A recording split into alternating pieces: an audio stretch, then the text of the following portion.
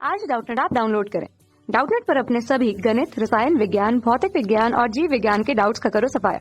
बस प्रश्न की फोटो खींचो, एक ही प्रश्न को क्रॉप करो और तुरंत वीडियो सोल्यूशन पाओ। अभी डाउनलोड करें। हेलो फ्रेंड्स, हमारे क्वेश्चन यहाँ पे दिए गए हैं कि कुछ तत्वों की प्रथम आयनन एंथैल्पी जो है Δ1H1 और द्वितीय Δ1H2 आयनन एंथैल्पी किलोजूल मोल इनवर्स में है। ठीक, तो इलेक्ट्रॉन लब्धि इनकी निम्नलिखित हमें दी गई है। ठीक है, तो इनमें हमारा जो ऊपर दिए गए तत्वों में से कौन सी ठीक सबसे कम अपक्रियशील धातु है, सबसे अधिक अपक्रियशील धातु है, सबसे कम अपक्रियशील अधातु है, सबसे कम अपक्रियशील अधातु है, ऐसी धातु है जो अस्थाई द्विअंगी हैलाइड बाइनरी हैलाइड जिनका सूत्र क्या हो mx2 x बराबर क्या हो हैलोजन बनाते हैं। ठीक है, और चार हमारा इसमें दिया है ऐसी धातु जो मुख्यतः mx x बराबर हैलोजन वाले अस्थाई सहसंयोजी हैलाइड बनाती है। ठीक, तो हमारे यहाँ पे ऊपर जो तत्व दिए गए इनकी आयनन एंथैल्पी का मान हमारा इलेक्ट्रॉन लब्धि एंथैल्पी दी गई है। ठीक, तो इनको देख करके सारणी को हमें इन क्वेश्चन का क्या देना है, हमारा आंसर देना है। ठीक, तो अगर पहला अगर देखते हैं का, ठीक है, तो ये दिया है हमारा सबसे कम अपक्रियशील धातु है। तो सबसे कम अपक्रियशील धातु हमारी कौन सी है, तो अगर हम देखें तत्व जो हमारा पाँच दिया है, कौन सा तत्व 5। ठीक, ये हमारी सबसे कम अपक्रियशील धातु है। क्यों होगी, क्योंकि इसमें प्रथम आयनन एंथैल्पी का मान सर्वाधिक होगा हमारा। ठीक है, क्योंकि हम अगर इसमें देखें जो प्रथम आयनन एंथैल्पी का मान हमारा, ठीक, ये क्या दिया है 2372, ये सबसे अधिक है। प्रथम आयनन एंथैल्पी का मान क्या होगा, सर्वाधिक है, और इसमें इलेक्ट्रॉन लब्धि का मान क्या है हमारा धनात्मक दिया है। ठीक, ये हमारा क्या है इलेक्ट्रॉन लब्धि एंथैल्पी कितना दिया है +48, ये क्या है हमारा धनात्मक है। ठीक, और यह क्या होगी हमारी कम क्रियाशील धातु होगी, और यह क्या होगी एक उत्कृष्ट गैस होनी चाहिए हमारी। ठीक, तो पहला क्वेश्चन क्या था, सबसे कम अपक्रियशील धातु कौन सी होगी, तो तत्व 5 जो हमारा है ये सबसे कम अपक्रियशील धातु होगी, क्योंकि ठीक, क्योंकि इनके प्रथम आयनन एंथैल्पी का मान प्रथम आयनन एंथैल्पी का मान सर्वाधिक है। प्रथम आयनन एंथैल्पी का मान क्या है सर्वाधिक है, तथा इनकी इलेक्ट्रॉन लब्धि एंथैल्पी क्या है धनात्मक हो। ठीक है, तो इसीलिए जो है हमारी ये सबसे कम अपक्रियशील धातु है। ठीक, तो तत्व 5 हमारा ये सबसे कम अपक्रियशील धातु होगा। ठीक है, अगर अब हम देखते हैं खा हमारा क्या दिया गया है, इसमें अगला हमारा दिया गया है, ठीक है, कि सबसे अधिक अपक्रियशील धातु है। तो सबसे अधिक अपक्रियशील धातु हमारी कौन सी हो जाएगी, तो सबसे अधिक अपक्रियशील धातु हमारी 2 होगी। ठीक, कौन सी होगी, तत्व 2 हमारी सबसे अधिक अपक्रियशील धातु होगी।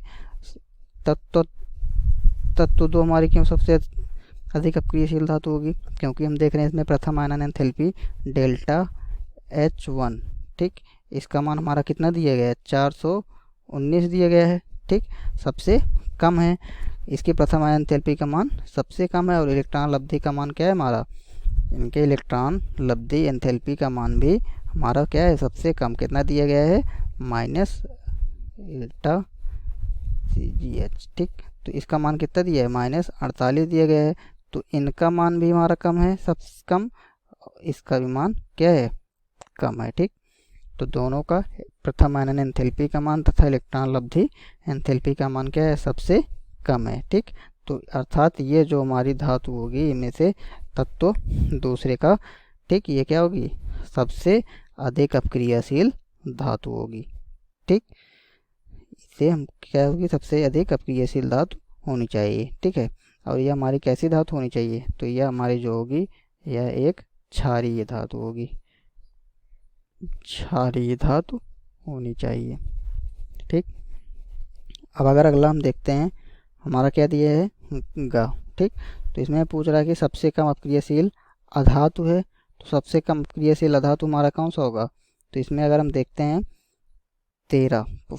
तत्व नंबर 3। ठीक, तीसरे में देखें अगर तत्व 3।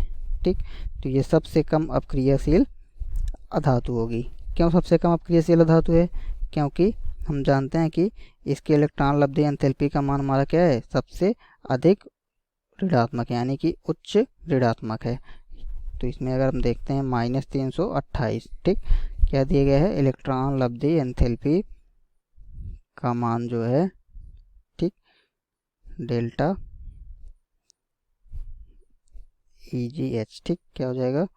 EGH कितना दिया है? -328, क्या है? सबसे कम है। ठीक है, तथा इनकी जो प्रथम आयन एंथैल्पी का मान हमारा क्या है? 1628। ठीक, और द्वितीय आयन एंथैल्पी का मान कितना दिया है? 3374। ठीक, तो इनके इलेक्ट्रॉन लब्धि एंथैल्पी का मान उच्च ऋणात्मक होने के कारण प्रथम आयन एंथैल्पी का मान हमारा क्या है? पर्याप्त उच्च है। ठीक, क्या है? ये पर्याप्त मात्रा में ये उच्च है, अर्थात इसलिए जो है ये हमारी सबसे कम अक्रियाशील धातु अधातु होगी। ठीक, और ये हमारा क्या होना चाहिए? यह एक हमारा हैलोजन होना चाहिए। क्या होना चाहिए?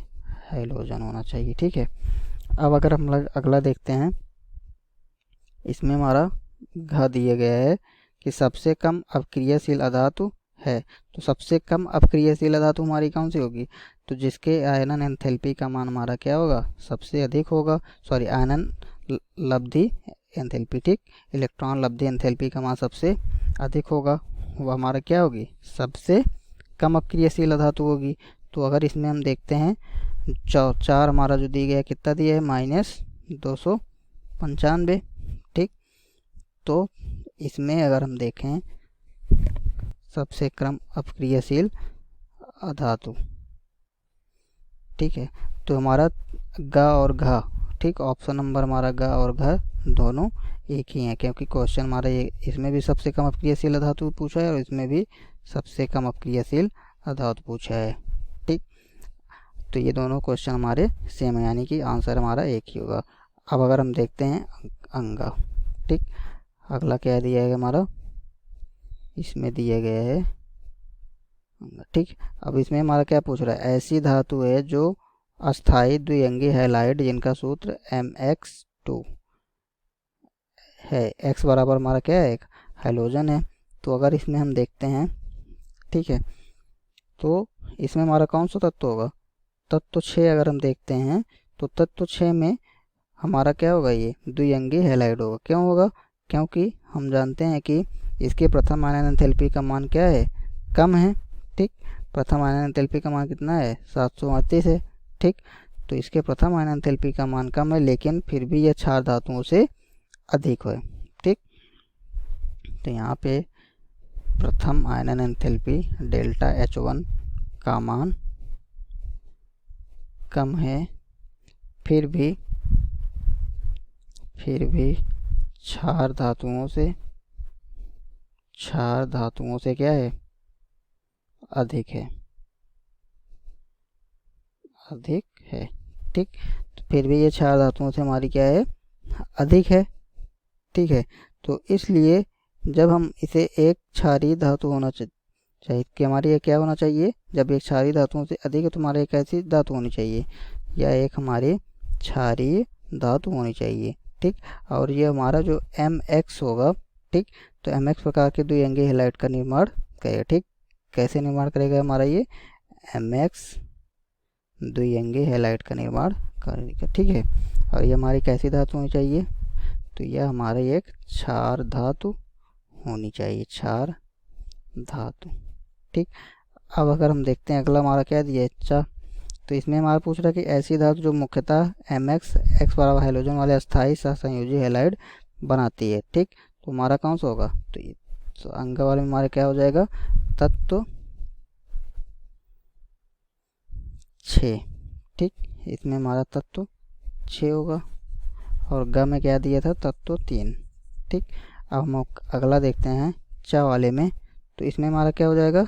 तो तत्व पहले में अगर हम देखें, ठीक, तो कितना दिया प्रथम आयन एंथैल्पी का मान? 520 है।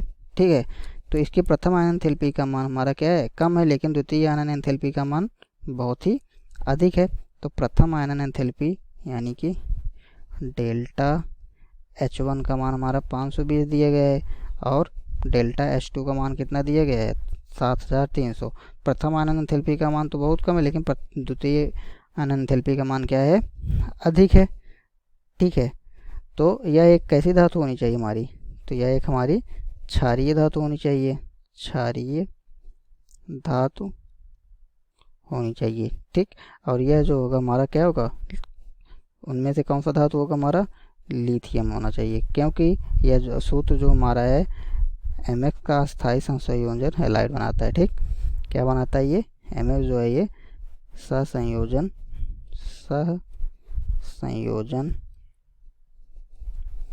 अस्थायी हैलाइड बनाता है, अर्थात ये हमारा तत्व कौन सा होना चाहिए, लिथियम होना चाहिए। ठीक, और ये कौन सा तत्व होगा हमारा, तत्व प्रथम। ठीक, तत्व प्रथम होना चाहिए। ठीक है, तो ये हमारा आंसर हुआ। धन्यवाद। कक्षा 6वीं से 12वीं से लेकर नीट, IIT, JEE वो एडवांस के लेवल तक 1 करोड़ से ज्यादा छात्रों का भरोसा। आज ही डाउनलोड करें डाउटनेट ऐप या व्हाट्सएप करें अपने सारे डाउट्स 8400 400 400 पर।